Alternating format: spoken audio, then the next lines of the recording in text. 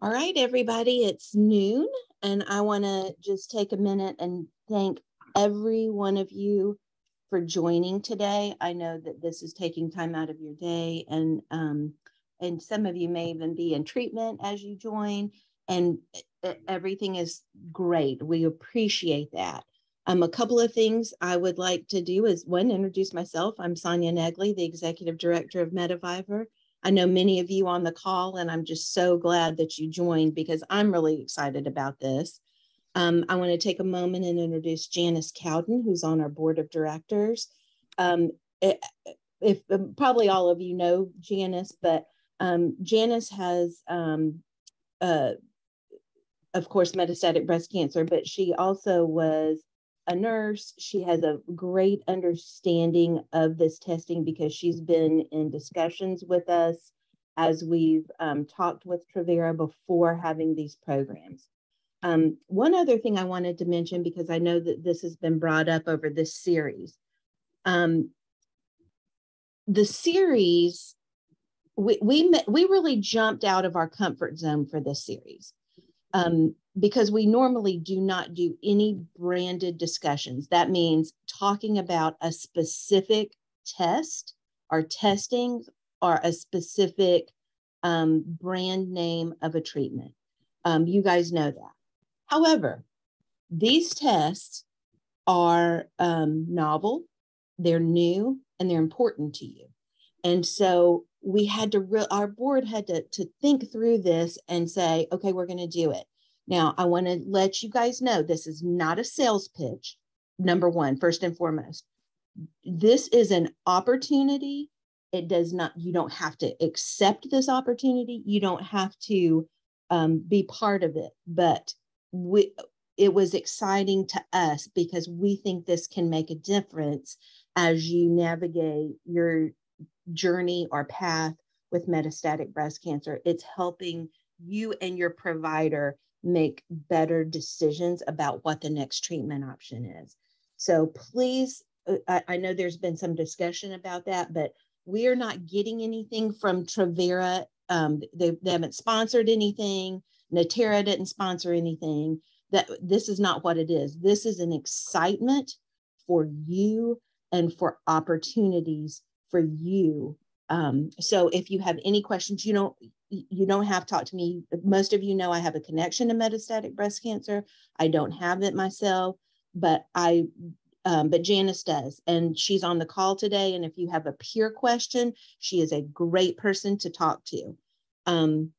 So with that, I just wanted to make sure, because I know there's been some discussions in some of your support groups, and I think you guys trust METAvivor enough to know that we're not selling you anything.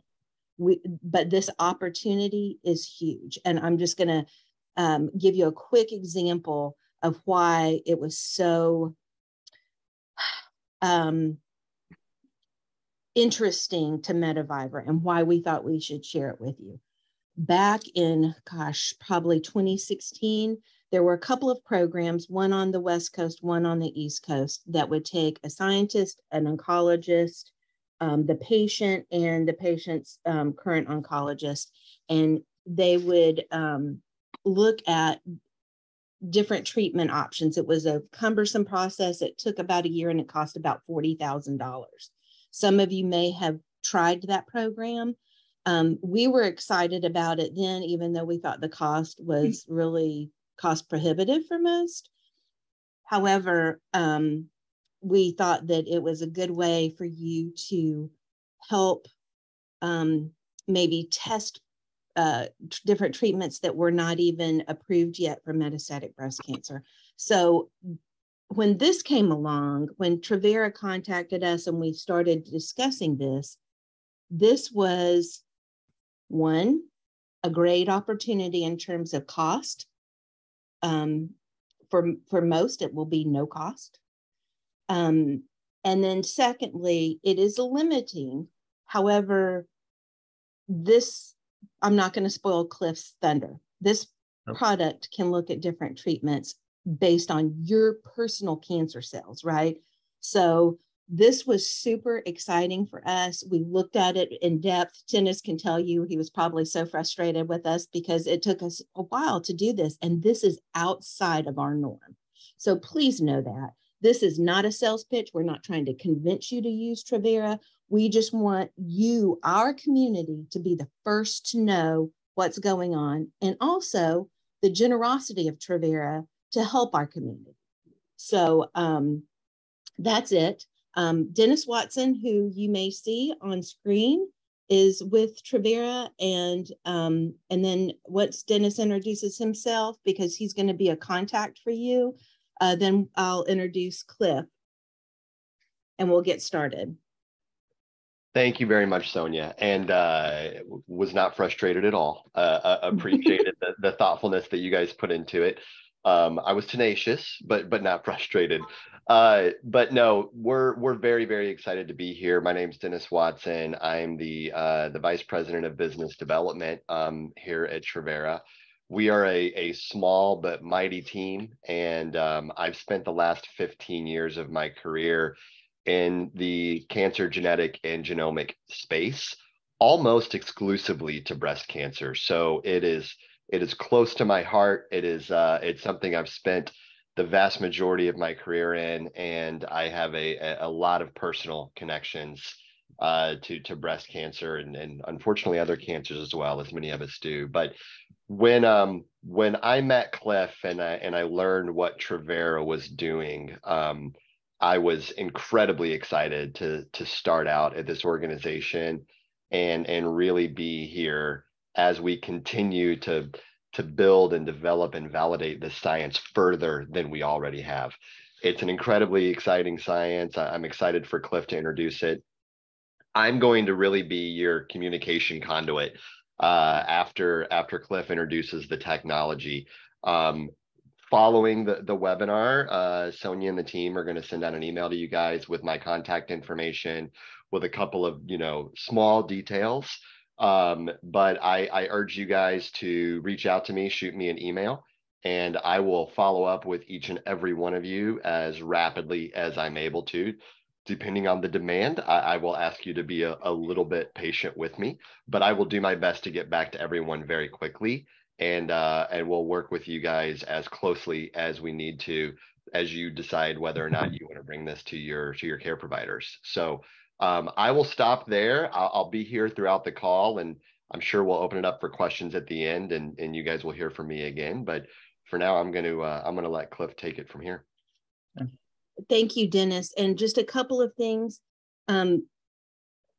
If we can get through the presentation and then ask questions, don't lose your question, put it in the chat, because we'll ask those questions first when Cliff finishes with his presentation about this testing. Cliff Reid is a PhD, and he's the founder and CEO of Travera.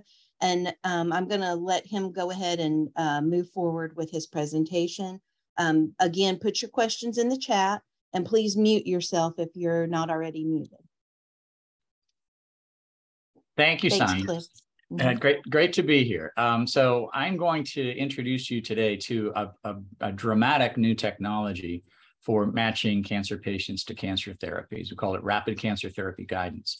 This is a technology that you'll see is invented at MIT, which is my alma mater, and a little on me.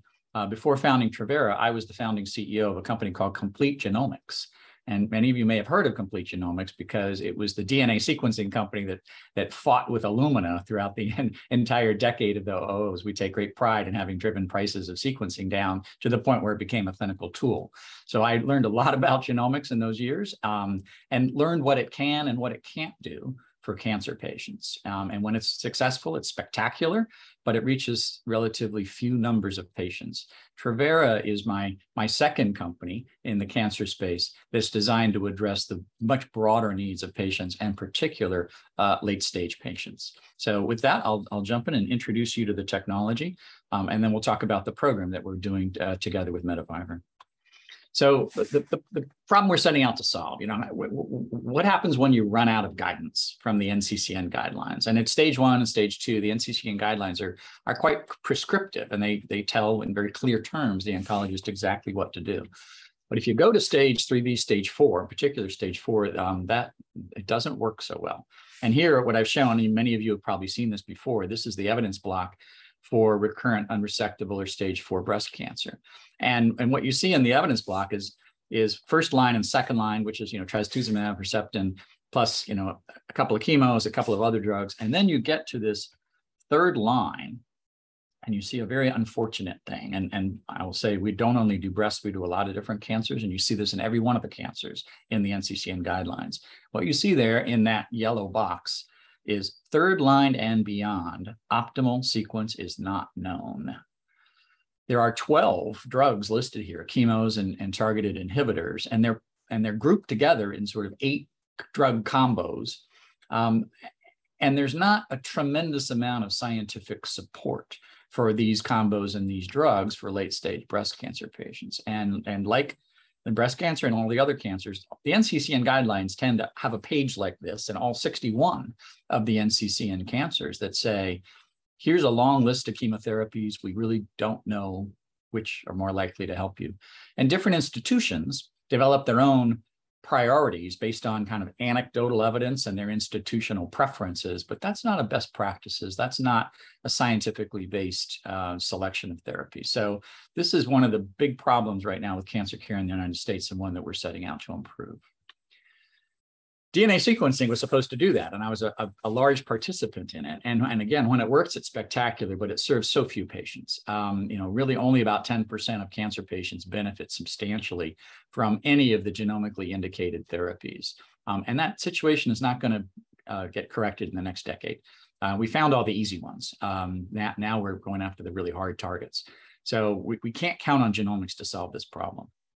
And where we stand today, even including genomics, is the NCCN guidelines really only work, the therapies only work in about 40% of all patients. And for late stage patients, that number is much lower. So a key observation is that, the precision oncology that we're now living with in the genomics world isn't personalized. It's just smaller populations. All BRCA positive patients aren't the same. They all get, BRCA drugs, but they're not all the same. What we really want to do is come up with some approach for doing, N of 1. Personalize the cancer therapy regimen to each individual patient, in particular late stage patients where it's known that many of the cancers are heterogeneous. The other problem that's happening is new drugs. We're getting more and more new drugs, and more of the time, the oncologists don't know which ones to pick. In the field of non-small cell lung cancer, there's 7 EGFR inhibitors, and osimertinib is frontline. If somebody fails that, what do you do next? And again, there are no good answers to those questions coming out of genomic medicine. So it just kind of highlights this large and growing unmet need to match each cancer patient with the precise treatment that's going to work for them, the right drug to the right patient at the right time, the mantra of personalized medicine that we haven't achieved yet. So one of the the opportunities that late stage patients can get presented with is clinical trials, and the numbers in clinical trials, I'm afraid, also are not good. Less than 5% of patients enroll in a trial, first of all, but only 28% of those trials actually hit their endpoint. So this ends up benefiting less than 1% of cancer patients. Again, great when it works, in those few cases when it works, but not a general solution for the broad population. So you're N of 1, you deserve more individualized insight, and that's what Travera is setting out to provide. So let me describe, I promise I won't drag you through too much physics and mathematics and biology. This is a very interesting and complex technology developed at MIT, but I will do you kind of the basics of it.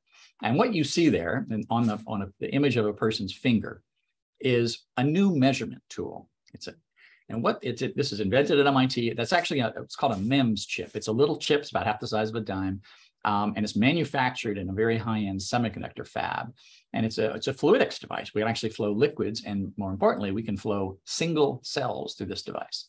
And what this device does is it weighs single cells. That's all it does. It's just a scale. but it weighs these cells with extraordinary accuracy. And give you an idea of how accurate it is, we can detect the weight change of a cell when it changes its diameter, changes its size by 5 nanometers. Now, how small is that? For those of you who remember freshman physics, the wavelength of visible light is between 400 and 700 nanometers. We can detect 5 nanometers. Everybody who's weighed single cells up to now does it with a microscope. We're about 100 times better than any light microscope could ever be because of the laws of physics. So it's a breakthrough measurement tool, patented at MIT, exclusively licensed to Travera, and then we're bringing it to the cancer community. But what the MIT team did, and we invented this thing about 10 years ago, was they partnered with the Dana-Farber Cancer Institute to say, hey, does this extraordinarily accurate weight change measurement inform what we can do around predicting the effectiveness of cancer drugs? And so they ran 10 years of research and determined that, yes, there's a really important thing they can do. And let me describe, here's sort of the concept. Concept is that dead cancer cells weigh about half of what live cancer cells weigh. Very simple observation. It's true of all cells. All dead cells weigh less than their live counterparts. But in cancer, they weigh about half. Here's the problem. When you take live cancer cells out of a patient, they die in 2 days. Okay? And unless you do all sorts of unnatural acts to keep them alive, like grow them into organoids, which changes them completely. They no longer behave like the patient's cells at all. So they're dead in 2 days. Problem is, it takes cancer drugs many days, call it a week. It's kind of a week plus or minus, but on average, about a week. It takes cancer drugs about a week to kill dead cells. So they're only alive for 2 days, and it takes the drugs a week to kill them. So you can't run a cancer drug effectiveness test without growing up the cells, which I say ruins the whole test. But if you have this new measurement tool that can measure a tiny little change in the weight of the cell, what MIT and Dana-Farber investigated was, hey, if the drug is going to work in a week and it's going to kill the cell in a week, and the cell is going to weigh half as much in a week, does it change its weight in the first day, the first 24 hours, by just a tiny little amount? And the answer to that important question turned out to be yes. And it turned out to be yes for virtually all cancer drugs and virtually all cancers. And it's an amazing observation. But if you think about it, what is a cancer drug? It's something that kills cancer cells. And regardless of its mechanism of action, it's very complicated molecular processes. If it doesn't change the weight of the cell, it's not doing anything. Okay? So here's what we do, just so you have a concept of sort of physically what's happening in our laboratory. And I'll do this example for just one drug. We run panels of 20 drugs. And for any of you choosing to participate in our program, we'll actually run a panel of 20 cancer drugs for you. But for one drug, here's what we do. Take cancer cells out of a live patient. We need 10,000 to test a single drug because we need a control. But take 10,000 live cancer cells, split it in half, 5,000, and put 5,000 cells in each of 2 wells of a plate. Add drug to one well. Don't add drug to the other well. Keep all other conditions identically the same, and then wait 24 hours. So incubate the cells with the drug for 24 hours. And at the end of that 24-hour period, weigh each cell in each well. Don't weigh the wells. It's not a bulk measurement. It's a single cell measurement. You weigh each individual cell in each well. And then you plot the result. And the picture there in the lower right of the screen kind of shows these bell-shaped curves, because the cells are in all different stages of the cell cycle. So you get these nice curves of the weights of the cells. And what we do is we compare the weight distribution of the drugged cells against the weight distribution of the not drugged cells. And it turns out if those 2 weight distributions are the same, those 2 bell-shaped curves perfectly line up with each other, subject to statistics, the drug isn't doing anything. It's not reducing the weight of the cells by a few percent on its way to killing those cells in a week. But if the drug is working, then what you see is these 2 weight distributions shift by a tiny amount, too small to measure until this MIT measurement tool was invented, but they shift by a tiny amount that we can measure. And then we can say, aha, this drug is beginning to work on these cells, and then we believe it's going to kill the cells in a week. So that's what we do. There's no genomics here. There's no proteomics here. There's no metagenomics or no epigenomics. There's none of this extraordinary complex molecular biology that the cancer research community is sort of awash in to try to figure out how cancer drugs work. We just say, hey, we're going to integrate all that information together and just use one simple readout, the weight of the cell. Okay? So it obviously begs the very important question, how well does it work? Does it actually predict patient response? And the answer is yes. So here is our limited, so far, we're a very small, very young company, but here's our data so far on how well we can predict the response of cancer patients to cancer drugs. And what you see across this top row is we started the multiple myeloma, and then we did AML, and these are easier, frankly, than solid tumors. And now our weight has shifted completely onto solid tumors. And what you see is we processed a total of 49 patients through our entire system, where we would make our measurements against drugs, have the oncologist give one of those drugs that we measured to the patient, and then months later, we get the actual clinical patient outcome. We compare that outcome to our measurement, meaning our prediction, and so we can compute how many do we get right and how many do we get wrong. And of the 49 patients we've tested, we've got 41 of them right. And you see that that's both involves positive predictions and negative predictions, meaning we predict the drug will work and it works. That's a positive prediction. We predict the drug won't work and it doesn't work. That's the negative prediction. So we can make both those kinds of predictions. And you see right now we're running sort of 80% accuracy across pretty much all this chart. Now, one of the things you'll notice clearly is that there's not much data here.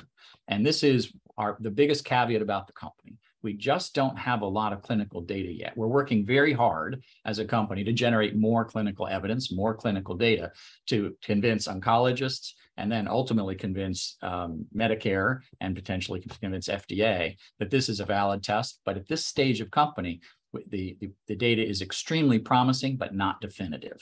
This is not enough data to say we're 100% certain it works, 80 to 84% of the time. And indeed, in the solid tumor world, and we've run breast, lung, colon, panc, ovarian, we run a lot of different solid tumor types. Our success rate has been very high, but there's not enough data to know for sure. So I want you always to keep that in mind about, when is the right time for you to engage with a company like Travera at this very early stage where you're almost partnering with us to gather more data, to do research, to figure out how good our test is, or later when you say, no, come back when you have a few hundred patients of clinical validation data, that's when I'm going to be interested in your test, okay? A kind of a quick description of actually kind of what we do in the back office. So we collect biopsies, and I'll describe those biopsies. Right now, we're focused on malignant fluids, which are pleural effusions of the chest and ascites of the abdominal cavity. But I'll talk about solid tumor tissue as well in the upcoming slides. We collect live cancer cells. We have standardized shipping kits, one for blood cancers, one for solid tumors. And you simply take those live cancer cells and put them in the tube, a green top tube in our kit, seal the tube, put it in the box, press the temperature control button because the boxes have to be temperature controlled during their shipment via FedEx, pop it into FedEx, comes to us overnight. We take the sample out of the box. We purify out the cancer cells because there's a lot of stuff in a sample that isn't cancer. We want to measure the cancer cells. We plate the cells. Some we're going to add drug to, some we're not going to add drug to for controls. Incubate overnight, and then weigh each individual cell in each well in our laboratory. You see this, there's an image here in the middle of this picture. There's a computer there. The samples aren't that pure. We have a lot of cancer cells, but they also end up having a lot of debris and they have some clusters of cells, and we don't want to measure those things. So what we do is we've actually take an image of every cell or every object actually that goes into the measurement tool. And then we've manually curated 20,000 images of live cancer cells. And we have a computer look at the image of the thing going into our system, compare it to those 20,000 images using a machine learning algorithm. And anything that doesn't look like a live cancer cell, we just kick out. We say, we're not going to use that. So we get a very pure measurement of the response of the cancer cells and the cancer cells alone to the drugs. We compute these two weight distributions with drug and without drug. We compare the two weight distributions, and we write out a nice report from the oncologist. The biopsy happens on Monday. The oncologist has the report on Wednesday. So part of the power of this test is it's a very quick turn. The other part of the power is we only need 5,000 cancer cells per drug that we test. So we can do this with 100,000 cancer cells, which is much less than a lot of other live cell assays require. here's just a site chart. My apologies for how small all the font is. This isn't intended to be read, but it gives you an idea of what the oncologist sees after we run our test. We send back a report, and there's page 1 here is shown on the left, page 2 in the middle, and then there's an appendix full of technical information that's not important. Just a lot of it's quality control, make sure that the test ran properly. But on page 1, on this first page, what you see is very simply a list of the drugs. Sorted by their score. We score every drug based on how likely it is to be effective for you against your particular cancer cells. Score of 100 means it's extremely likely to work, and a score of 0 means it's very unlikely to work. Okay? And that's enough information to make decisions on, but we find a lot of our oncologists and many of our patients and caregivers who become extraordinarily knowledgeable about what's going on with their cancer. They want more, and they say, hey, you're weighing cells, show us the weights. And that's what page 2 does. And so what it shows here on this vertical axis is the score, the same score between 0 and 100 that shows up on page 1. But what shows up on the horizontal axis is the actual weight change of the cells, measured in percent. And so every one of the reports we generate tends to look pretty much like this. You see a big cluster of drugs down here at the lower left, low score, low weight change. Those drugs aren't doing anything. And then you see a cluster of drugs up here in the upper right, high score, high weight change. These drugs are getting a really strong response from those cells. And you get a few in the middle, and we have to talk to your oncologist about that. But typically there's a big cluster at the upper right and a big cluster at the lower left. And that's very good guidance for what to do next. So that's what the report looks like. Very easy to read and easy to understand. So today we are, delighted to announce this partnership with METAvivor. We're going to provide access to this test to everyone who comes to us through METAvivor, everyone on this call, free of charge. The one thing that we ask of you, though, is we're in a very young company. We're still validating our test. We're doing everything we can to gather more validation data to show it works or to show where it's weak, and so we can improve it. And so what we're going to ask each of you to do that participates in this is fill out a survey. Later, it'll take less than 10 minutes. It's fully HIPAA compliant. You can be completed by the patient or a caregiver or other representative of the patient, and you'll be sent a link in a few months with the survey. And we'd very much appreciate if you would fill out that survey and tell us what happened with the drug that you were prescribed. So who qualifies for this? This comes back to the tissue samples.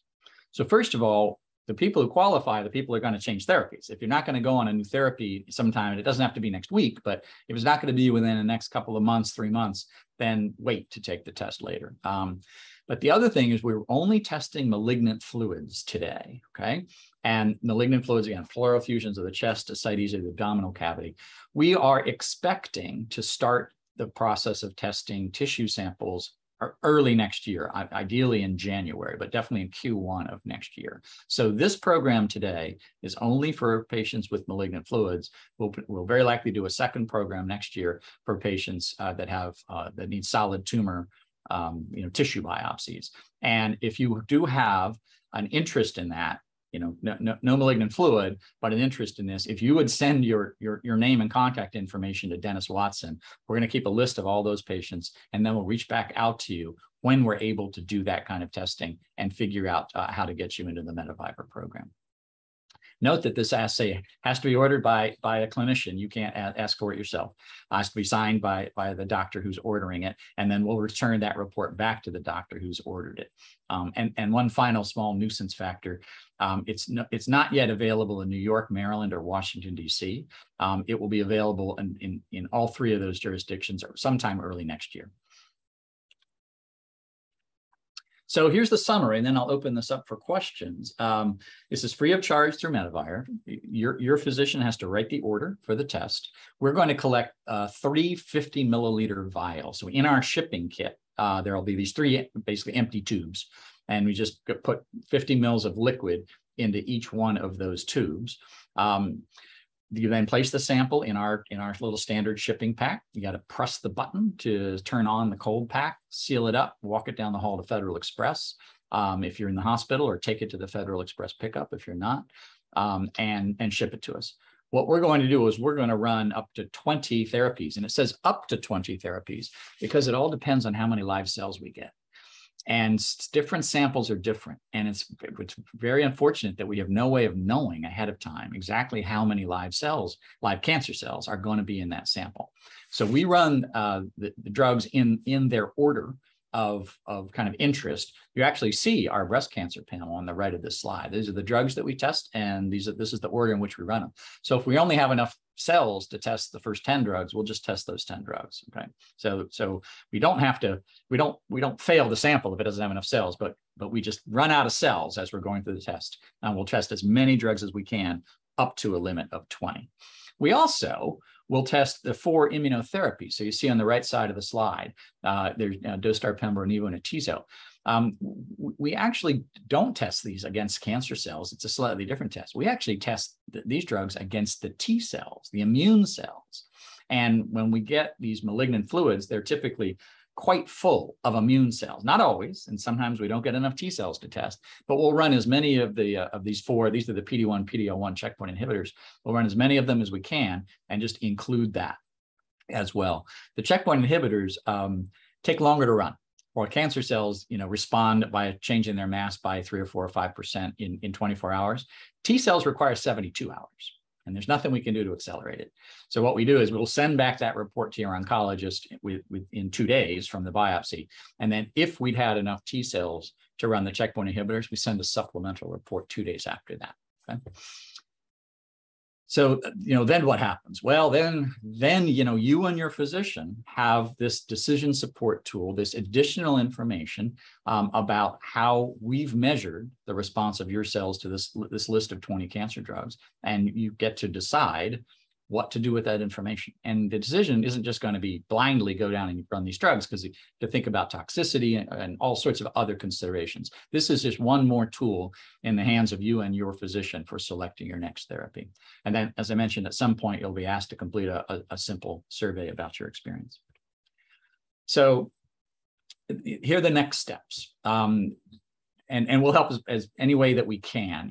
Mostly you need to notify us of your interest, whether you're interested now in getting a malignant fluid test, whether you're interested later in having a solid tissue test. And asking for information is no commitment. You might learn everything and then say, this isn't for me, and that's perfectly fine. So after this webinar, METAvivor will provide you the kind of information that, an email outlining all the process. We have 2 brochures, one written for a patient, one written for a physician. They're just 2 pages long, very simple, but helpful to sort of understand some of the information I've been giving you in a fire hose mode here. We do have an early access order form that would be filled out by the oncologist, and then links to the Travera team for any questions or support that you have directly for us. And so once you have the information, your care provider needs to learn about this. And we're so young and new, they probably don't know about us right now. And we need you to share that information with them. And you can simply say to them, hey, here's a brochure, please call Travera and find out more. And we're happy to do that. Or if you want to just send the contact information of your physician to us, we can reach out and talk to them and sort of bring them up to speed on, introduce ourselves, what we are, what we do, what we don't do. And that's a pretty good way to proceed as well. So you let us know how you want us to handle it. So I'm done with my prepared remarks. I'm going to open this up for questions. Dennis, you probably should unmute yourself because you'll be taking questions as well. Sonia, I'll turn it over to you. Okay, we're going to go through the questions in the chat, and then we'll open it up if you have anything. I'll say the name and the question, and if there is anything that needs to be clarified, we'll ask you at that time. Okay, let's see. I just want to let everybody know we have a recording link that will go out after this program. We also have a letter that will be going to you that has all of the contact information if you feel like this is something you'd like to participate in. Again, I just want to clarify that this is not a sales pitch. We're not recommending this to you. We were excited about the information. And again, this is outside of what METAvivor normally does because it's a branded discussion about a specific test. However, we were very excited about it, and we thought that this partnership and these opportunities for you would be something that you needed to know. Okay, let's see.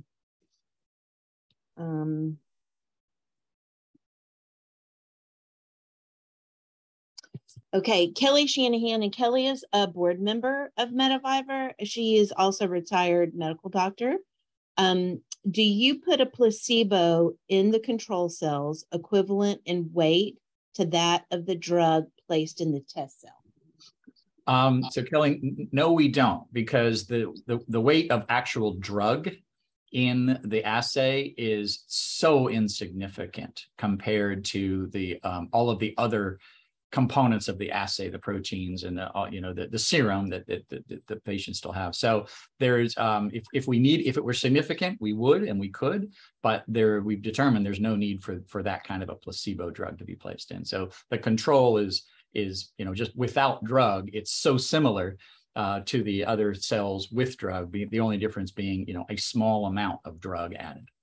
And also keep in mind, Kelly, that the drug is being placed in the well, in the well plate with the 5,000 cells, and then we're weighing the individual cells. We're not weighing everything in the well, and so that probably is part of that control as well. Yeah, good. Emily Wilson, for collecting a sample of cancer cells, is there an optimal time to collect progression versus regression? Blood biopsy or tissue? Does it work on bone biopsy? So first of all, on blood, which is, there's so much excitement now in the liquid biopsy world, it largely does not work with blood, simply because there are not enough cancer cells in blood. The cancer cells in blood, known as the circulating tumor cells, they typically, even for a patient with very active cancer, exist in peripheral blood at a concentration of about 10 per milliliter. And we're going to need 100,000 cells to test. So unfortunately, we can't test from blood. For leukemia, we test from blood, but not for solid tumors. For multiple myeloma, we test from bone marrow aspirates, but again, not from solid tumors. So the test from solid tumor, either needs to be a tissue biopsy, fine needle aspirate, a core needle aspirate, or a surgical resection, or one of these malignant fluid collections. For the optimal time to collect it, well, again, if there are not enough cancer cells, we won't be able to run the test. So if you have some knowledge of where in the cycle you are around having cancer cells, we want as many cancer cells as we can get. But we do have no restrictions on pretreatment, because what we want to test is what is the current state of your cancer. If you had some pretreatment and it knocked down some subpopulation of cancer cells, and so a drug isn't going to knock them down. You can only kill a cell once.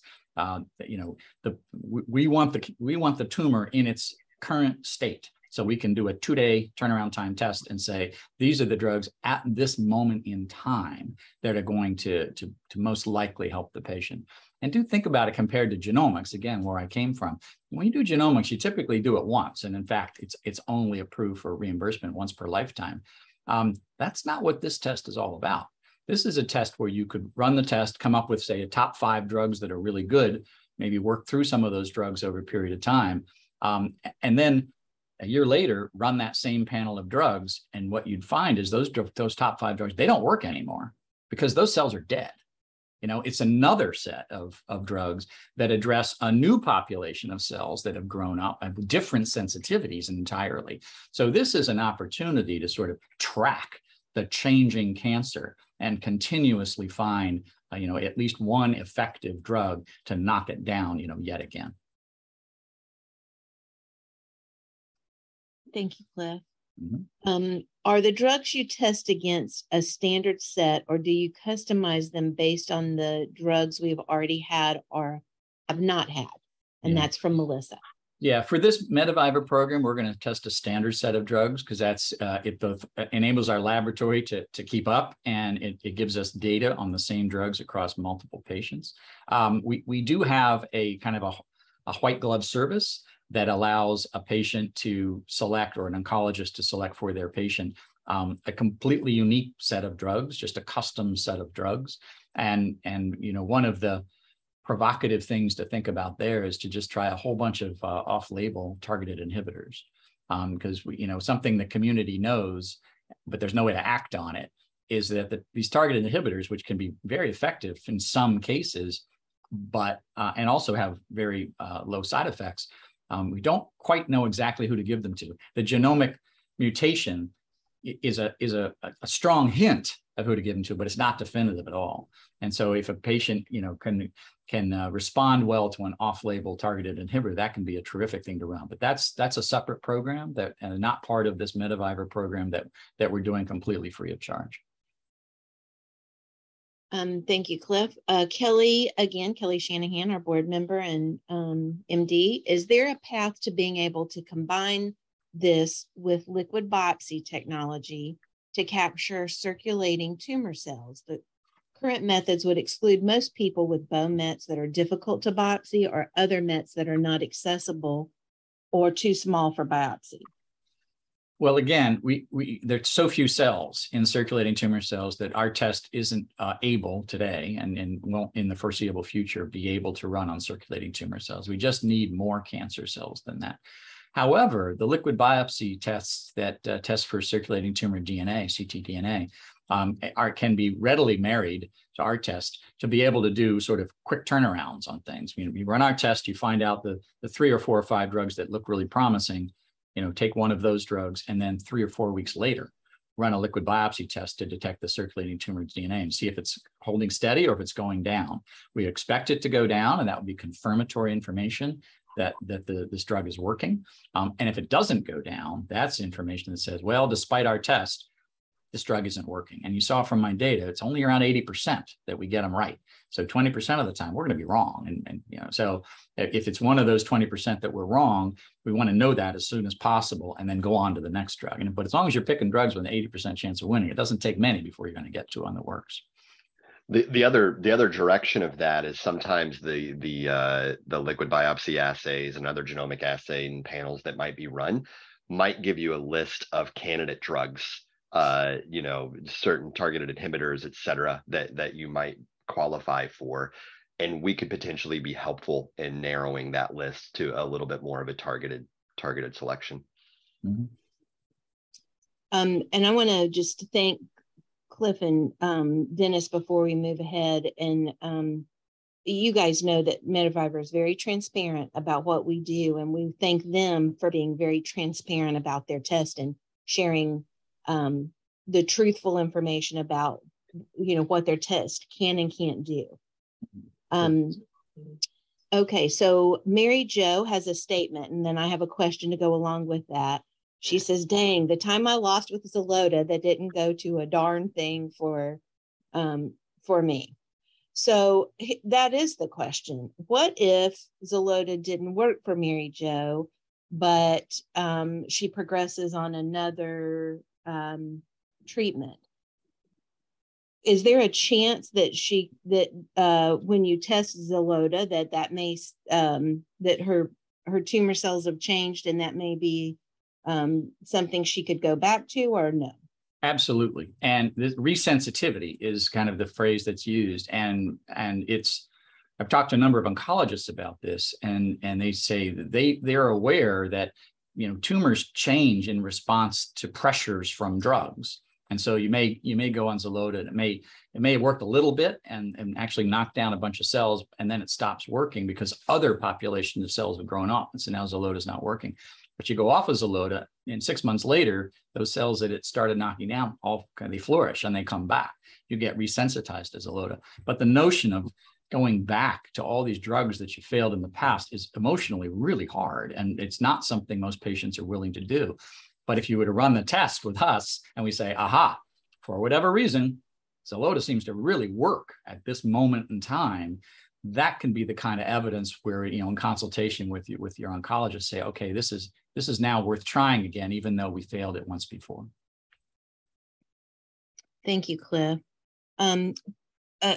Carol asks, what kind of sample do you need from a patient, blood or tissue? And it's blood is not at part of this conversation, but Cliff, you want to just reiterate that? Yeah, again, as much as we've worked on this long and hard to try to partner with a liquid biopsy company to get enough cells so we could do this with liquid biopsy, and we have not succeeded, and it doesn't look promising in the near future. There are just so few cancer cells that get shed by solid tumors and make it into peripheral blood that it just doesn't meet our minimum requirements for the number of cells. But we dearly love testing from malignant fluid. So if you have a malignant fluid, that's really the best case, partly because there tend to be a lot of cancer cells in a malignant fluid, partly because those cells may be coming from different sites, from different lesions, different mets. And we love to see sort of a representative sample of what's going on, in the whole body of a cancer patient. And also partly, as I mentioned before, because we can get a lot of T cells from these large volumes of liquid, and then we can try the checkpoint inhibitors. And if we have an indication that a checkpoint inhibitor is going to work, subject to the financial issues of that associated with which drugs are being approved for which cancers, knowledge that a checkpoint inhibitor can work would be an important piece of information for the oncologist.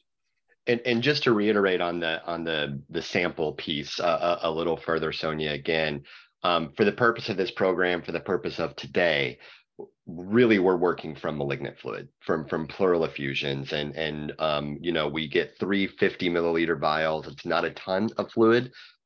Typically, when you do have a pleural effusion or an ascites, more commonly a pleural effusion in metastatic breast cancer, you're having that fluid drained at fairly regular intervals. We would just collect some of that fluid as it's being drained, and then you would just drop it into that shipping kit we provide and send it to us from there. As we said earlier, tissue is something that we actually have validated in our lab. We're working through. It is something that we know we can do. We're simply optimizing the process right now. And we want to make sure that it's really clean before we launch that more broadly. So again, throughout this program, anybody that's interested, my contact information is on the screen. You guys can reach out to me if you currently have pleural effusions or ascites that you'd like us to test. I'll work with you directly on that now. Otherwise, if you want tissue potentially in the future, notify me that you're interested in that. I'll add you to a list and I'll follow up with you as soon as that's available. And Dennis, that tissue is expected for first quarter of 2023? Potentially as early as January, but certainly we anticipated and expected in first quarter to really get our systems optimized for that. So yeah, we would look to hopefully be able to follow up on that in the near future. And in terms of tissue, can that be an old sample or does it need to be a new sample? It does need to be a new sample. So and I noticed there were actually some questions in here about paraffin blocks, et cetera. So again, we are working from live cancer cells.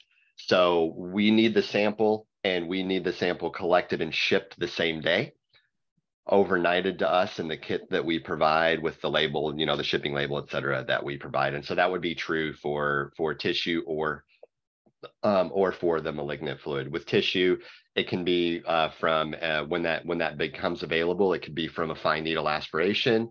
It can be a core biopsy, or it can be an excisional biopsy. We would just need to work with the physician collecting that sample to ensure that they don't drop that sample into paraffin into formalin, which they commonly will do automatically. They would just take a sample of it, drop it into the containers we provide, and then ship it from there. But we do need live cells. Okay. Nancy has a very good question. Can one be actively participating in a clinical trial and still participate in this? From our perspective, yes. You have to discuss that with your clinical trial participant and make sure you're not violating any of their rules. But again, we have no limitations on what pretreatments, whether they're FDA approved or not FDA approved, are coming in. We're just going to determine the current state of that tumor, the current response of that tumor to drugs, regardless of what other pressures those tumors are under from other drugs, other treatments that are ongoing. Okay, thank you, Cliff. And Cynthia Burton, I love the humor of our community. Cynthia asked, have you gotten any no good responses at all. Not that I'm paranoid. No, this is no good. So Cynthia, I'll tell you where we've gotten some no good responses from the community, and it's from the oncology community that has seen this movie before. There have been a lot of companies in the past that have tried to do live cell cancer drug, ex vivo testing to determine which cancer drugs are going to work for which patients, and they have all failed. And unfortunately, a lot of them overpromised and underdelivered in the process. And it left a very bad taste in the oncologist's mouth. And in our works with oncologists, we have been stunned to find out how widely known these failures have been in the oncology community. So we can predict, if you get interested in this and you take our brochure to your oncologist, there's a very good chance the oncologist will look at it, not read it, and say, that'll never work. Without knowing anything about our technology. I always say this is not the shining moment of the scientific method, but we are often just dismissed outright as, well, that can't work because, the 10 companies that tried this before all failed. But, and I actually made allusion to this already in the early part of the presentation, they all failed because they all did the same thing. They grew up cells. They didn't have a test that was fast enough to work in that little tiny 2-day window when the cells are happy and healthy right out of the patient. So instead, they had to grow them. In the old days, that was called a cell line. In the new days, that's called an organoid, but they had to grow them up. And the problem when you grow up cells is that the resulting grown cells, they're different than the original cell, which means they're different than the cells in the patient. So who cares how they respond to drugs? Mm-hmm. But that problem has defeated every other company that's tried that. It's left a no good response in a lot of oncologists. And all I can say is, come on, we do this completely differently. This medicine moves forward. New measurement tools change medicine. What is DNA sequencing? It's a new measurement tool. This is a new measurement tool, and it will change cancer treatments. So you can't hold the failures of the past as sort of a predictor of the future when the measurement tool technology has fundamentally changed, and the method for making these measurements is fundamentally different. The past does not predict the future here. So expect your oncologist to say no good. And I would also add, Cynthia, in case, because there are two different ways you could be asking this question, and meaning that, did we say somebody was going to respond to a drug that they didn't? A no good response in that way. And the answer to that is in that slide Cliff showed earlier of what our current predictive accuracy is, which is about 84%. Actually a little better in tumors, but in solid tumors, but it's low, and it's the number is high. The number is incredibly encouraging. However, the numbers of patients in that are still small. So we know that those numbers and that those statistics are going to change.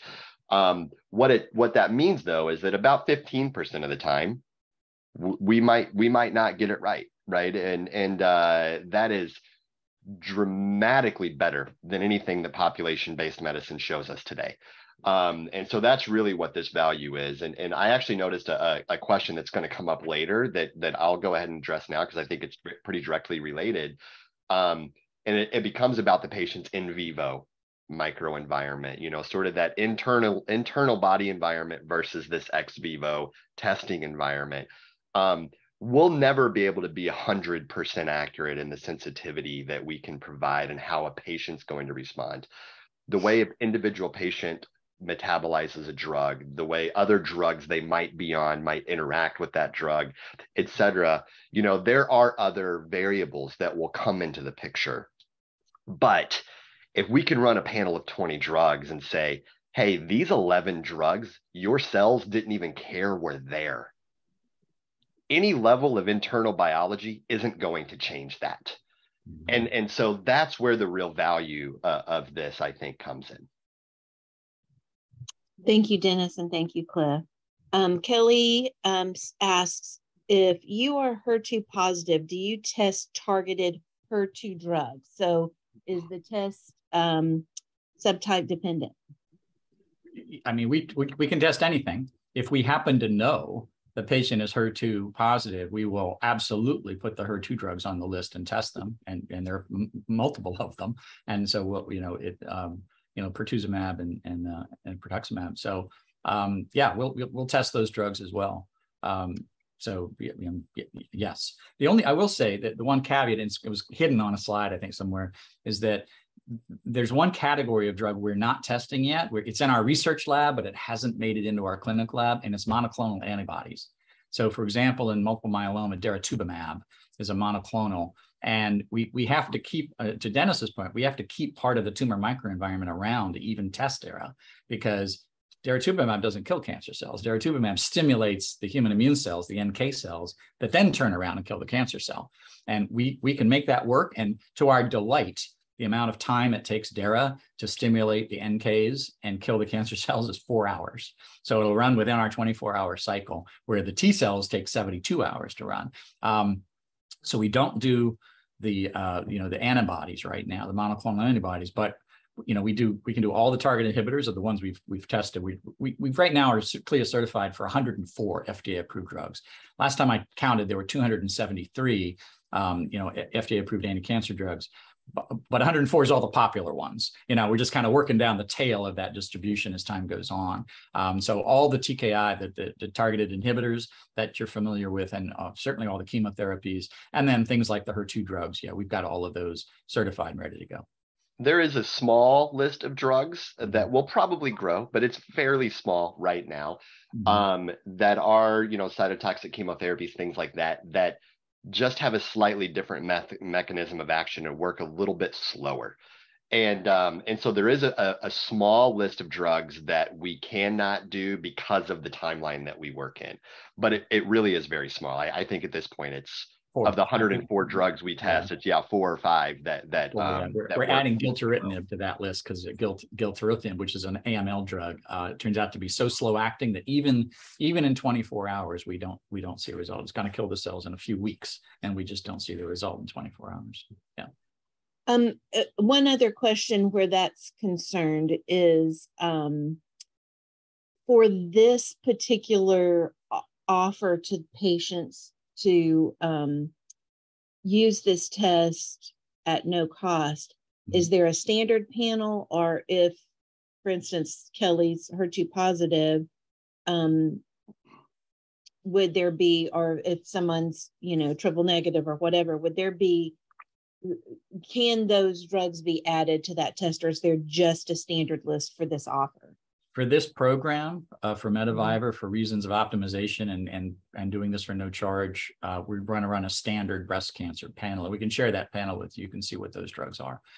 If you want us to do a different panel of drugs, we actually offer this testing service commercially, and I know this isn't allowed to be an advertisement, but we offer it commercially for $500. So we could get the drugs that you wanted on the list, for $500. So I think, though, the list of 20 standard drugs is already going to be quite informative. A lot of HER2 positive that I saw. Yeah, right. Yeah. Okay. Will you accept patients in Canada? I regret to say the answer is no. And we ran the experiment on this last year, and we discovered that the customs between US and Canada often added a day or even 2 days of delay in the FedEx shipment. And these cancer cells are so sensitive and so fragile that adding even a 24 hours often results that when we take the cells out of the kit, they're all dead. Doesn't always happen, but it turned it into a very unreliable test. And so there's no way we can make it reliable. We just don't have any control over that delay going through customs. So right now, we're limited just for that very kind of almost unfortunate practical reason that we must get the cells within 24 hours of the biopsy in order to have this be a reliable test. I hate that, because a lot of our Canadian community, we hate it. They suffer when things aren't balanced between the US and Canada. Maybe you can come over and do some medical tourism. Right. Beth asks, are you able to test tumors biopsy from bone? I understand that the process of removing the calcium from the bone can alter the quality of the sample. Well, again, these are the sarcomas or the METs, the bone METs, which, for example, a lot of prostate cancer patients, it tends to metastasize to bone. And we have never succeeded at getting enough cancer cells from a bone MET or a primary sarcoma to run testing. So sarcomas and hence bone METs are one of the categories of drug that we do not support. So I'm afraid the answer to that is no.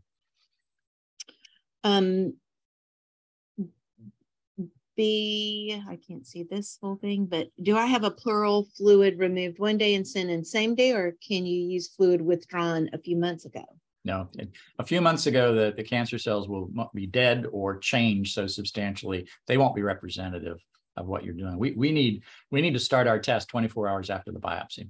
So it has to be, the biopsy on Monday, ship it to us, and then we start testing on Tuesday. Any longer we'll do any day of the week. I'm going to use that as an example, but any longer time than that, and we find the success rate of the test just plummets.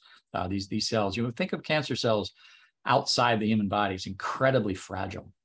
The other thing we did was we tried to freeze them. Wouldn't it be nice if you could take the sample out and freeze it and then send it next week? It works 0% of the time. You freeze cancer cells and then thaw them, they're different. They behave completely differently. We gave up on that entire program. So I regret to say we can't do frozen cells either. Kristen asked, when does this offer expire for us if we don't qualify now? That's a great question. Dennis, do we have a time frame on it? I think in some of the back and forth that Sonia and I originally had, we talked about a year and or 100 patients. But I think for the sake of today, we'll call it a year. So we'll call it next November. So if anything happens in that frame of time, and the other thing I want to mention too, because I know we're up against the clock, but Cliff and I will stick around as long as we can or need to answer as many of these questions as possible. Yeah. But I know that there are probably friends and patients in your care communities that weren't on this call today. That you're thinking of because so-and-so has a pleural effusion or what have you. If there are people like that you guys think might be interested, feel free to connect them to me as well and just have them put in the subject line of the email METAvivor or what have you, and I'm still more than happy to honor the same program. Great. Kelly, I think this question was answered, but when you are able to do a biopsy, does it have to be fresh or can it be from archival tissue like a paraffin block? And I believe that is fresh tissue. Only and fresh tissue. With the button pushed on the box. Lucas Pascal asked, how do you ensure that the drug still works in the tumor microenvironment in vivo in the patient, while you only test on a single cell resolution in vitro in microfluid? Yeah, and it's a great question. And it turns out that the vast majority of cancer drugs, especially the cancer drugs that are available to metastatic patients, are cytotoxic. The primary mechanism that they are using is molecules of drug on the surface of the cancer cell itself being ingested and causing a metabolic change in the cancer cell. As I mentioned in the antibodies, that's not the case at all. The antibodies are just stimulating the NK cells, and then we need that part of the tumor microenvironment to do the test. Similarly, for the checkpoint inhibitors, they're not affecting the cells, they're affecting the T cells. So we need that part of the microenvironment. But in terms of the actual, the stromal cells, the infrastructure cells, the cells that make up the solid part of the solid tumor, in our work so far, we have found very small effect of extracting, killing, blowing up those stromal cells and taking them out of the mix. They don't seem to modulate the activity of cancer drugs in any substantial fraction of the tests that we've done. So, we're doing as much, we're getting as much of the tumor microenvironment as we need, but it isn't very much that we need. And this was sort of what the question I was referring to earlier when I spoke about the in vivo versus ex vivo patient environment. It's never going to be 100%, right? Because everybody metabolizes drugs differently. Mm-hmm. But that data that we spoke to that shows that our predictive accuracy is in the 80% plus range, that's really kind of the answer to the question. When we say a drug's going to work, it works 80+% of the time, and when we say a drug's not going to work, 80+% of the time it's not working, and that's from direct patient outcomes right now. Janice asks, do you anticipate, and Janice is on our board, also a peer that would be happy to answer any questions from her point of view. Do you anticipate adding more targeted therapies such as ADCs, antibody drug conjugates, in the near future? Yes, we do. The ADCs are in our lab. We're working on it. Those are actually relatively simple because the antibody drug conjugates, the antibody is sort of the delivery material, the delivery system, and then the drug itself is the payload. And so as long as that delivery system is working, it's really the drug that's acting. So those are pretty straightforward. We have not done the validations of the ADCs yet, but we're absolutely working on it. And the other TKIs, there are, 160 approved target inhibitors right now. We've got about 40 of them done. We've got one in each of the main categories. So we have osimertinib for EGFR positive and like that. And now we're just sort of working our way down the list of other target inhibitors for each one of the targets that are available. That's just a question of time and resources. And again, we're a very small company, so even getting 100 done was sort of a heavy lift for us. But we'll get them all done in the next year or so. When I get, Melissa asked, when I get the presentation, can I share it with my oncologist? I don't qualify right now, but she may have other patients that do. Absolutely. All of the materials that you have here that will be in the emails, the attachments, that you may share all of that with your oncologist.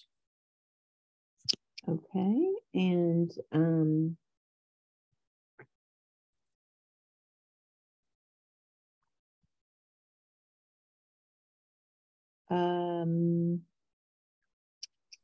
the box of grayed out drugs from Lori is one of the questions that I don't think we directly addressed yet, Sonia. Okay. So on the list of drugs that Cliff showed earlier in the corner, there was a list of drugs that were gray. Oh. Those are drugs that are in the NCCN guidelines indicated for use in breast cancer that are not included in our panel. And there's a variety of reasons for that, but that's what that grayed out list was. We just haven't gotten there yet. Yeah. So. Linda, thanks for joining. We miss you. We told you that last time.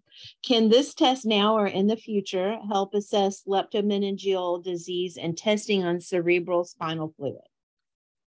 We don't know the answer to that yet. We're doing a partnership with the group Cancer Commons, and they do a lot of glioblastoma testing, a lot of brain cancer testing.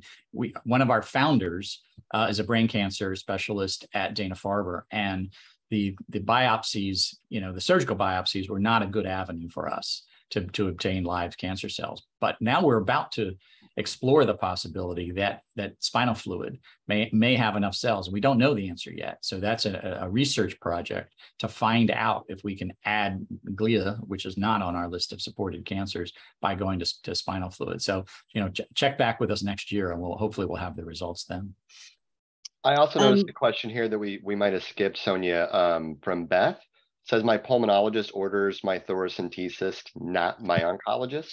Oh. So who would order the test, the pulmonologist or oncology? I would recommend that the oncologist probably be the one that make the request for the order, because the oncologist is the one that would potentially be acting on the results. Right. That said, in working with you directly, I would work with both your pulmonologist and your oncologist to help with the collection of the sample. Before I get back to Kelsey, and thank you for that, because I think I scrolled too far. Cliff, once a patient goes through the testing and their oncologist and the patient decide together they want to try one of the drugs that were tested that looks like it would probably work.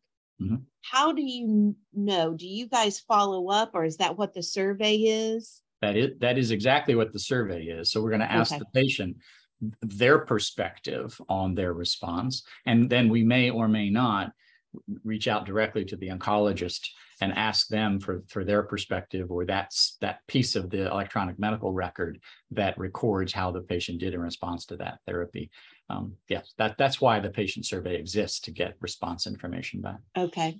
And would you be able to share aggregated information with METAvivor about how patients performed after the test on the suggested treatments? I mean, yes, aggregated, de-identified, in a HIPAA compliant way. Yes, we can do that aggregated data. And then we can talk, if there may be some special cases where patients are willing to share that data, that their names associated with the responses, but the patient, of course, has control over that. Okay, because we would love to share that back out as well, in big de-identified way. Yeah, like the slide I showed, the 41 out of 49, well, the data at that level, yes, we'll share. Okay. Kelsey asked, if we provide you with the therapies the patients have failed on, can you remove that from the test sample? For this METAvivor program, we're going to stick with one panel that's the same for every patient. So under this program, no. Under our other programs and kind of commercially available products, we can do that. Okay. Hi, Sheila. Sheila Gaudreau's on. If we have any people that are Spanish speakers, Sheila is part of our board of directors. And so if there's anything that, if you're a Spanish speaker, if there's anything that maybe you don't understand, or there's some translation issues, Sheila will be happy to help you with that. I just voluntold you, Sheila. Sorry about that. Terrific. Thank you. Robin Levine, what if you are not able to get enough for a biopsy?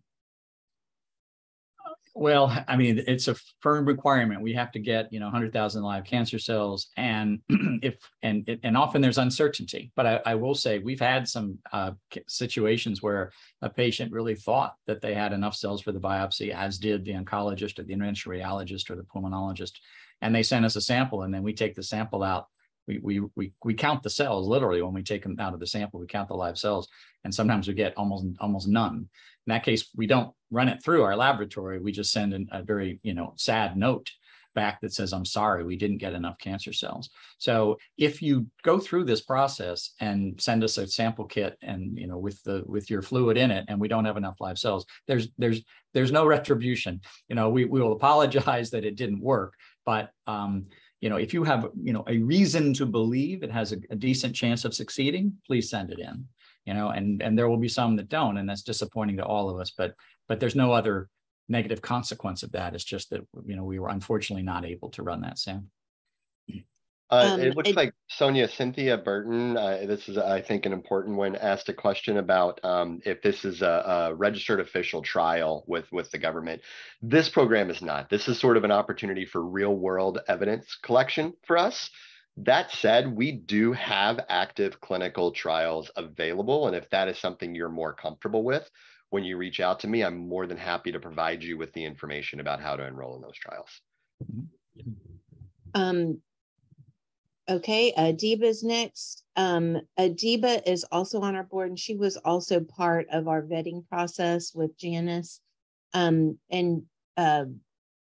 Adiba's joining us today, and I know that she's going through some healing herself, but so I'm not going to tell you to reach out to her just yet. Give her a week.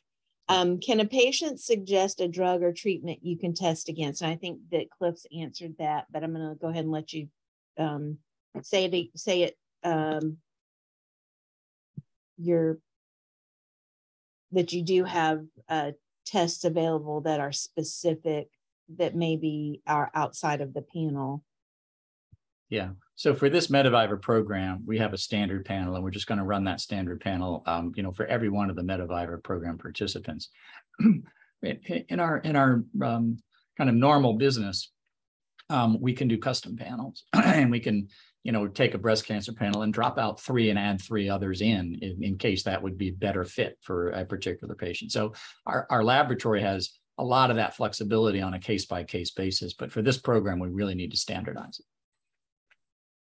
And I think we've answered B's question about the pulmonologist versus the oncologist, and we've answered the question about being in Canada. Unfortunately, no. Sorry about that. Janice asked, can you stop screen sharing so that oh, I'm sorry. Yes. Each participant can be seen on the screen. Okay.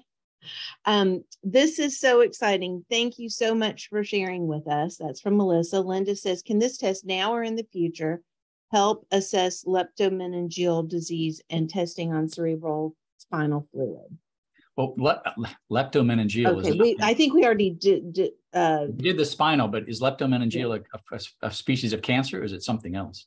Well, it's a type of breast cancer. Oh.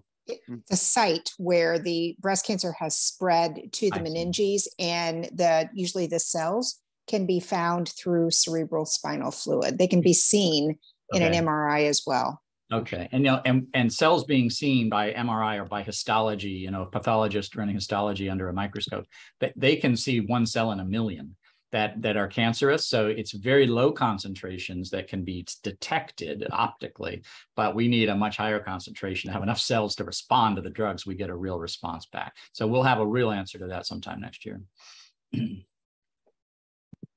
I did see a question, Sonia, about living in New York. So if you guys recall, there were 3 states right now: New York, Maryland, and states, and DC, where our test is not yet approved. The only reason it's not approved is just because of the approval timing process that happens in those states. It's all sort of in process. They just take longer.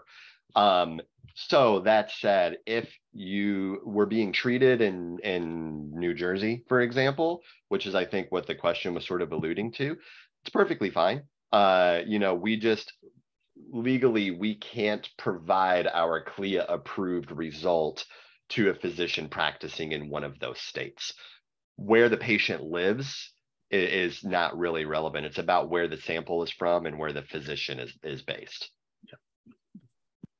Okay, I'm going to just go back so I don't miss anybody. Let's see.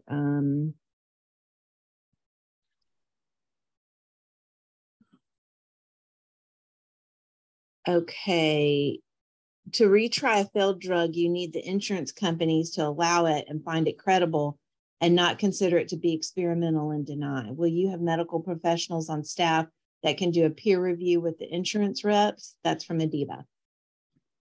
No, we don't. And that's really going to be up to the treating physician to figure that out. That is beyond our capability. It's something in our future, but we're such a small company, we don't have that capability yet.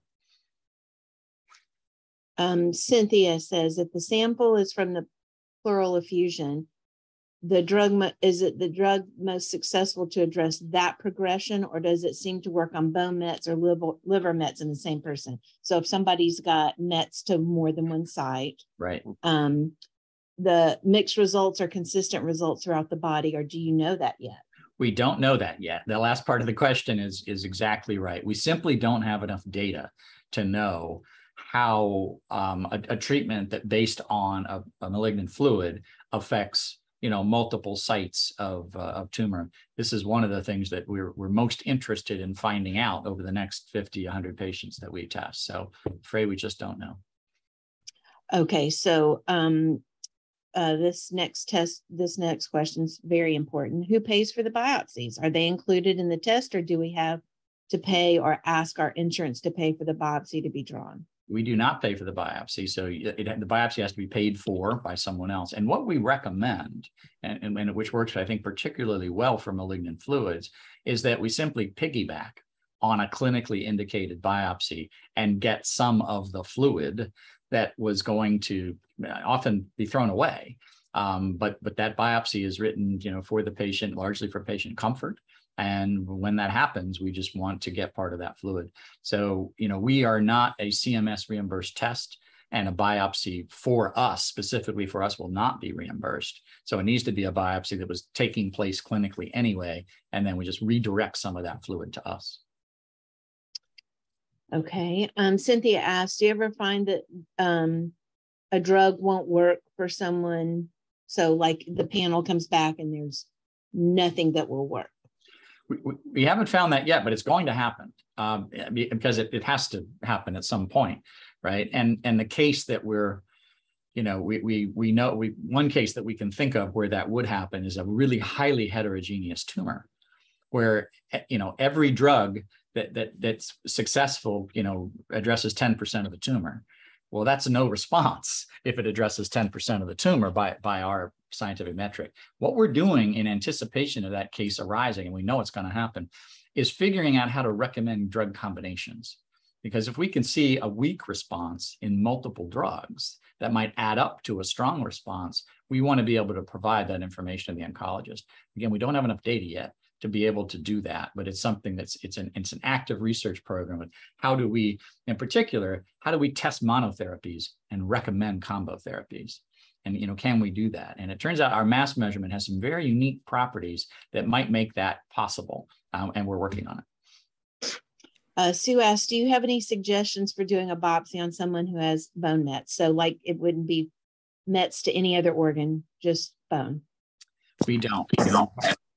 We've already had cancer patients, particularly as mentioned, prostate patients that commonly metastasize to bone, and we can't get enough cells to test. So we tell them to avoid that biopsy. It's not going to work. Janice is making a statement, and I think it's really good for everyone to hear this because, again, Janice is on our board. She says, my oncologist had the same reaction when I requested a Signatera test. There's always a certain level of skepticism from oncologists when it comes to novel testing. In particular, previous similar types of tests failed to offer good results. Mm-hmm. So don't give up. Let's figure out how to do something positive with this these novel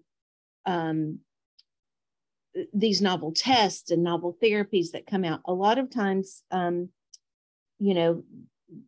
there's oncologists don't want to try these new novel things, but let's work together to figure out what we can do, especially if there's not any indicated harm to the patient. That's especially important. And I would love to add to that real quick, Sonia, that I've been doing this now with Travera for 4 or 5 months. And as I said at the start of all this, I've spent the last 15 years in genetics and genomics and in breast cancer.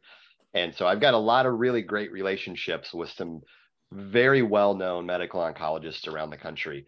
And every single conversation I've had with any of them over the last 4 to 5 months starts off with, oh, great, Dennis is wasting my time talking about another ex vivo drug test that isn't going to work.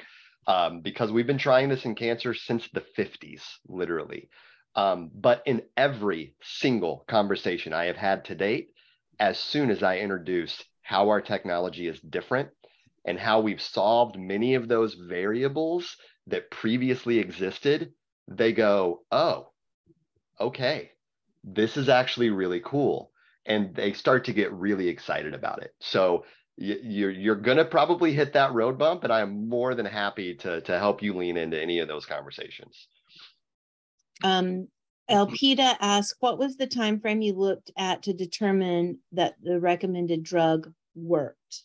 So from the time of that report coming back to the oncologist to when there started to be some type of positive movement in the right direction, like the drug was working that was recommended on the panel. So in our evidence dossier, Cliff, what did we consider a response? Oh, what is a response?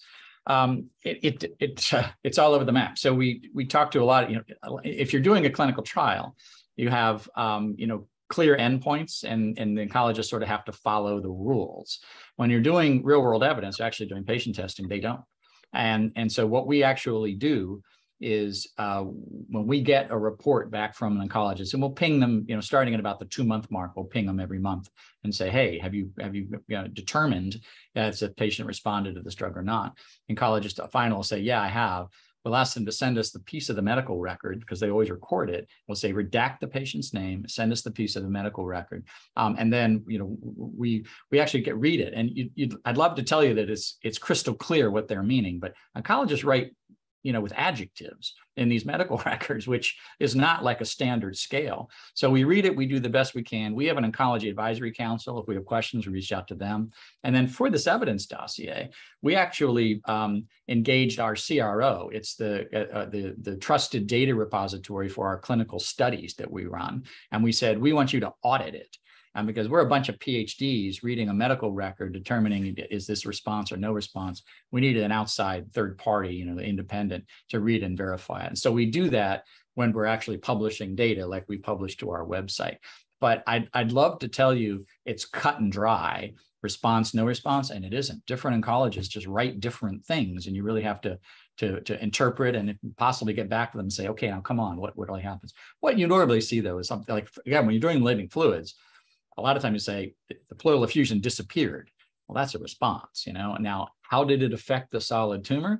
We're not going to know that until another 3 or 4 months out. But we will see, quick changes to an effusion. We'll say, well, that's, even if it's not affecting the big solid tumor, that's still a good thing for the patient to get rid of that effusion. So those you can usually come up with a pretty reasonable ascertainment of did the patient respond or not, but sometimes it's tricky. And sometimes that may be at your next scan or your next blood draw, where they say, oh, your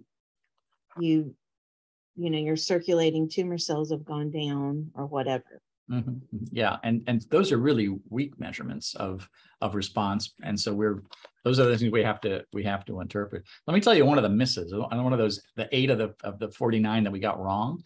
There was an 82-year-old male with pancreatic cancer that had metastasized to the liver. And so, they thought they were going to put the patient on cisplatin, but they sent him to us. They sent the cells to us and say, what do you think? So we ran cisplatin and carboplatin, paclitaxel, gemcitabine, etoposide. You run the usuals that someone in that situation would get. And cisplatin just hit 100. It was perfect, right? And we immediately sent him back. Cisplatin is great, go. They give the patient cisplatin, and 30 days later, the patient dies. Right. And it turned out it was a highly metastasized patient. We're pretty convinced that cisplatin really took out the liver, cells, the liver cancer cells really well, because that's what was our biopsy. But this patient had lesions all over, and some other lesion killed them. That's called a miss to us. That means we got it wrong. That's one of our 8 where we failed. So we're going to have a failure rate. In some cases, our failure rate may not have actually been a failure, but that's a case where effectively we weren't testing enough of the tumor, of the total tumor in the patient to really get it right. And we're just going to have to live with those failures. We can't get to 100% for reasons like that. We know it. Sarah says, I missed some of the presentation. I'm looking at the list of breast cancer drugs that are on the Travera panel. I'm wondering if Travera is going to add Faslodex, fulvestrant, trastuzumab, Destiny, and Serena to the panel, and when? I think they're all on our queue of things to do. But as I said, it's taking time to get through them, and the antibodies in particular are complicated. I think we'll get them done in 2023, but they're going to take a while. Okay. For the Canada question, we did answer that. Travera cannot do Canada because of the customs issue. It delays the sample. But not unlike the comment earlier about New York State, and you mentioned this earlier as well, Sonia. If you came to the States to have your sample taken, as long as it's being shipped from within the borders, we'll be able to get it. The only reason we're not working through Canada right now is because of the timing of the sample shipment. That really is the only limiting factor. Okay, and we talked about antibody drug conjugates. They are on the horizon, but not happening right now. Correct. The testing's not happening. Jen, should we be off all therapies when the sample is drawn? If so, for how long? No, we don't care about prior treatments. There's no washout period of any kind. Just send us what you got.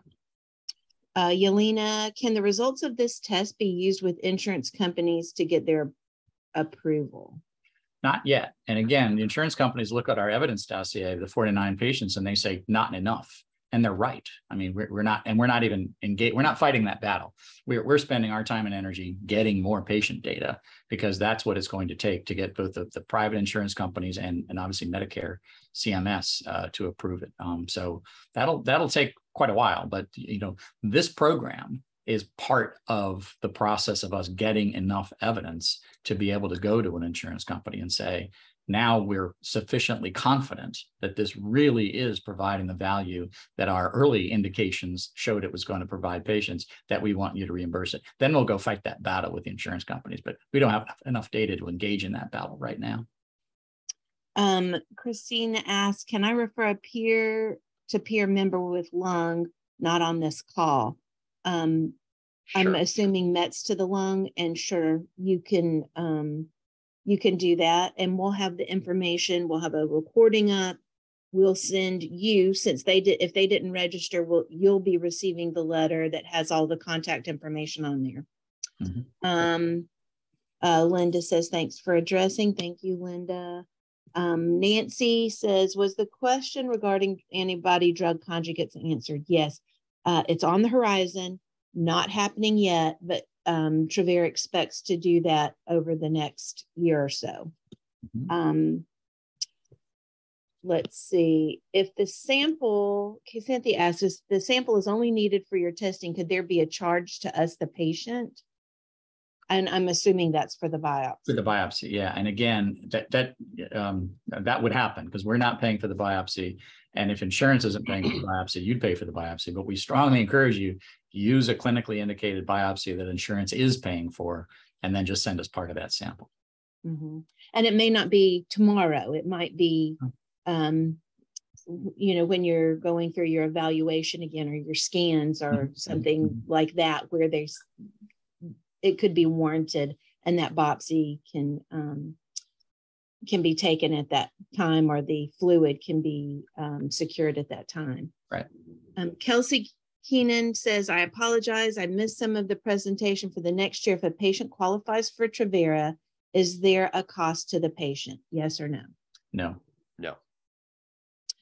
This was very informative. Thank you. Does your lab have a biopsy site? This is Emily. Does your lab have a biopsy site or a provider near you that would do a biopsy? We do not. We have not set up our own biopsy site at all, because these are such standard biopsy procedures that we're relying on the healthcare system to provide biopsy sites, and we don't plan to do that. Okay. Sylvia asked a practical question. Pathology is usually involved in sample processing and sending out to labs. How is information about the kit communicated? We have had samples often not sent appropriately because pathology was not well informed. Yeah. Very good question. So we have to get ahead of pathology, because when pathology is involved, that means what has happened is the sample has been collected. It's probably been dropped into formalin to preserve the DNA for testing and the cell structures, but that kills the cells. So, what we have to do is, if we can't work with pathology, we can't get pathology to send out the sample to us, because they'll be sending us dead cells and we can't work with those. So we have to go right to the procedure itself, whether, in the malignant fluid world, if it's a Plerex catheter, that may be a nurse or even the patient or caregiver themselves doing the tap, and get them educated about how to put the liquid into the tube and put it into the shipping kit and get it out.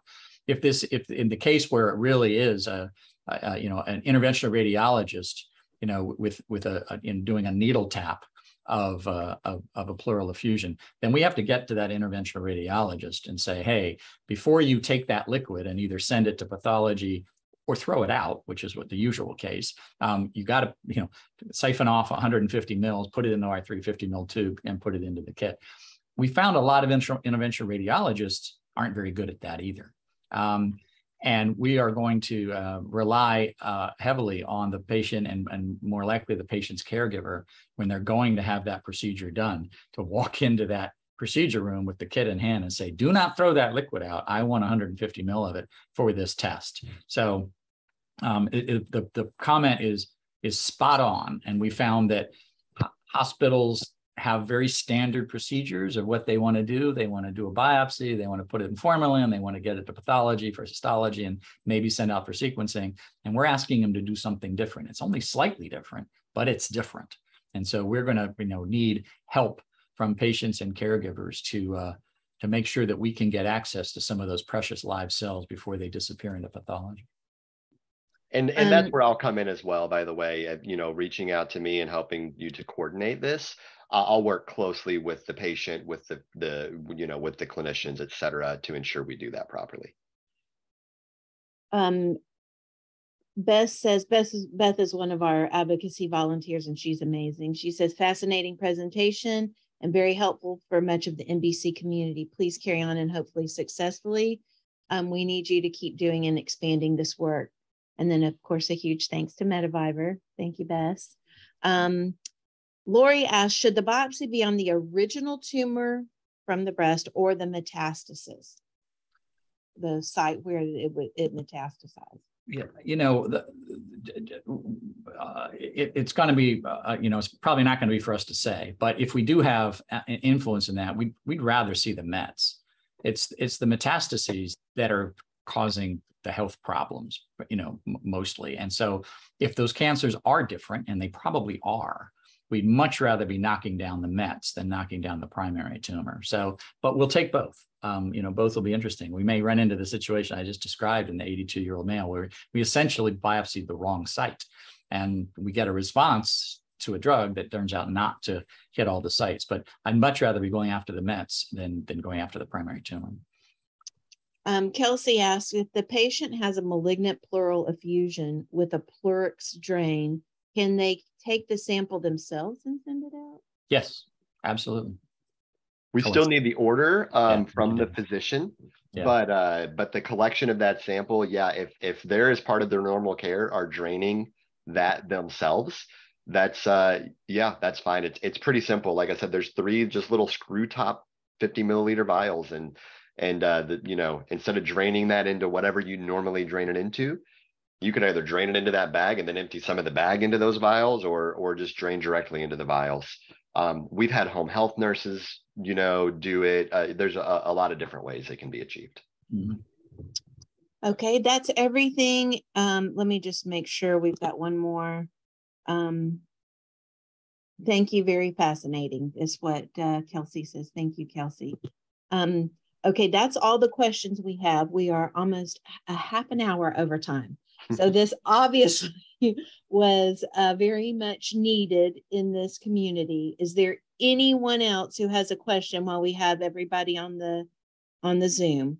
I actually do. Sorry, I'm a patient, 11 years, breast cancer, Mets to the spine, and now Mets to the liver. Abraxane is working currently. And from what I understand, if my tumors and my Mets are kind of under control right now, that would not be a sample you'd want. You'd want to wait to get something that's active again. We would be happy to test your sample now. And a liver biopsy, of course, is quite a safe procedure. And when we can do tissue processing, if you don't have a malignant fluid, but just having a readout, even while Abraxane is working, having a readout on the other things that also could work, potentially very valuable to you and your oncologist, because if Abraxane stopped working, you know what to do. Alternatively, let Abraxane run its course, and if you become refractory to Abraxane, then do the liver met biopsy, send it to us. It's a 2-day turnaround time. So you don't have to say, oh my God, I've got to plan this months in advance. You really don't. You would need a clinically indicated biopsy. That's what I'm thinking. I won't have a clinically indicated biopsy right now. Yeah, and it's just a payment question. You're allowed to do it. It's just that the insurance won't pay for it.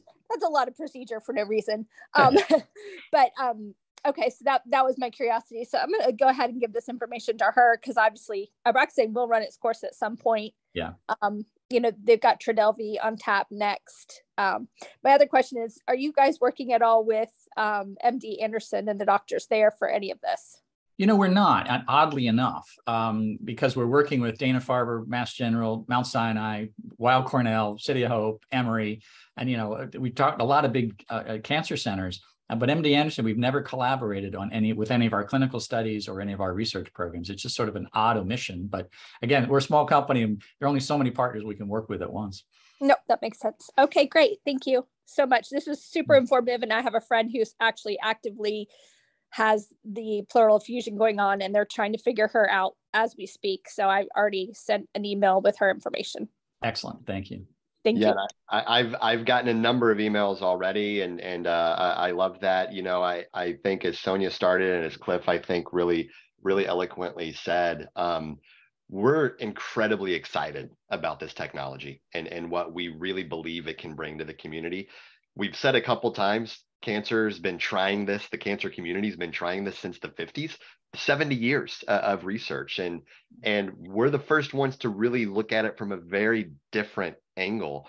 And I think what's really relevant in that is that for 70 years, we've continued to try to take shots on goal for this type of an assay. And the reason is because there is a need that it would fill. And we believe very strongly that we've developed the technology that's going to fill that need. But the data is where the data is, and we're continuing to build it.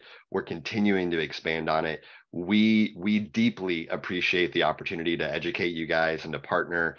As I said, if you're more comfortable with a clinical trial approach, I'm happy to give you that information. We're more than happy to work with Sonia and the METAvivor team to offer this to you guys. And if you're interested in that tissue piece, which I know affects way more of you than the pleural effusion aspect, please just send me an email and I'll begin keeping a list, and I will reach out one by one as soon as we're able to. Good. Super. Okay, well, we're going to go ahead and drop off. Cliff and Dennis, if you guys could stay on just for a second. But thank you all so very much. We know that it's been a difficult time, and we always love when there are new things that happen that are cutting edge that can help make your decisions and along with your provider a little easier. So thank you so much, and reach out again. I'm going to just reiterate this. We're going to send you a letter. It has all of the contact information. Dennis is going to be your contact at Travera. And so if you are anyone that you know of is a candidate for this test, please be sure to forward that information. If it doesn't work for you, it may work for one of your peers or somebody in your support groups or whatever. Just let us know. Thank you, Nancy. We appreciate you for being on the call, and just reach out with any questions. Thank you again so much for participating in the program today.